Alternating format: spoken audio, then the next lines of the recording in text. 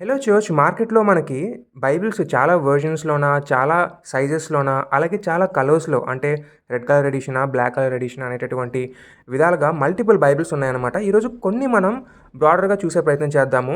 ఒకవేళ ఇవి మీరు ఓపెన్ చేసి చూసినట్లయితే ఇది చాలా నార్మల్ బైబిల్ అనమాట. ఇందులో మనకి ఏమీ ఉండదు. జస్ట్ ఓన్లీ బైబిల్ మాత్రమే ఉంటుంది. అడిషనల్‌గా ఎటువంటి హెల్ప్‌ఫుల్ నోట్స్ ఉండదనమాట. ఇది నార్మల్ బైబిల్. ఇది కాకుండా మీరు కావాలనుకుంటే క్రాస్ రిఫరెన్సెస్ బైబిల్స్‌ని కూడా మీరు సంపాదించే ప్రయత్నం చేయొచ్చు. ఇదేంటంటే క్రాస్ రిఫరెన్సెస్ అన్నీ కూడా మనకి అవైలబిలిటీలో ఉంటాయి. ఒక వచనానికి సంబంధించి ఇంకెక్కడైనా లింకింగ్ వచనం ఏమైనా ఉంది అంటే దానికి సంబంధించినటువంటి క్రాస్ రిఫరెన్సెస్ మనకు దొరుకుతాయన్నమాట. ఈ క్రాస్ రిఫరెన్సెస్‌ని మల్టిపుల్ లెవెల్స్‌లో ప్లేస్ చేస్తారు. ఈ బైబిల్‌లో అయితే కిందన పెట్టారు. ఇంకొన్ని కొన్ని బైబిల్స్‌లో అయితే చాలా మాక్సిమం చూస్తున్నప్పుడు ఇలా క్రాస్ రిఫరెన్సెస్ అన్నీ సెంటర్‌లో ఇస్తారు. కొన్ని కొన్ని అయితే సైడ్స్‌లో అలా ఇస్తారనమాట. సో, అలాగా మనం క్రాస్ రిఫరెన్స్ ఉండేటటువంటి బైబిల్స్‌ని తీసుకోవచ్చు.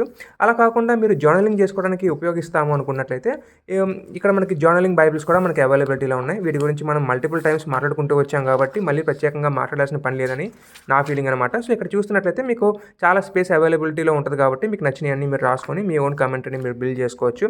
అది కూడా సరిపోవట్లేదనుకుంటే స్క్రిప్చర్ జర్నల్స్ అని కొన్ని ఉంటాయన్నమాట. ఏ పుస్తకానికి ఆ పుస్తకం బైబిల్‌లో ఉంది.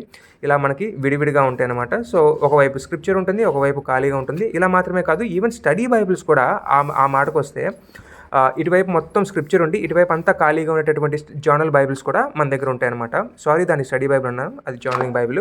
ఇలా కాదు నేను బైబిల్‌ని జస్ట్ ఓన్లీ ఎటువంటి వర్సెస్ ఇలాంటివి లేకుండా నేను ప్లెయిన్‌గా చదువుకుంటూ వెళ్ళిపోదాం అనుకుంటున్నాను. ఒక కథలా చదువుకుంటూ వెళ్ళిపోదాం అనుకుంటున్నాను అంటే దానికి కూడా రీడర్స్ ఎడిషన్ అని ఒకటి ఉంటదనమాట. ఇది రీడర్స్ ఎడిషన్. సో, అది చూసినట్లయితే మీకు అధ్యాయాలు ఉండవు. ఏమీ ఉండవనమాట. రిఫరెన్సెస్ ఉండవు. ఏముండవు. జస్ట్ నార్మల్‌గా స్క్రిప్చర్ అనేది అలా వెళ్ళిపోతా ఉంటదనమాట.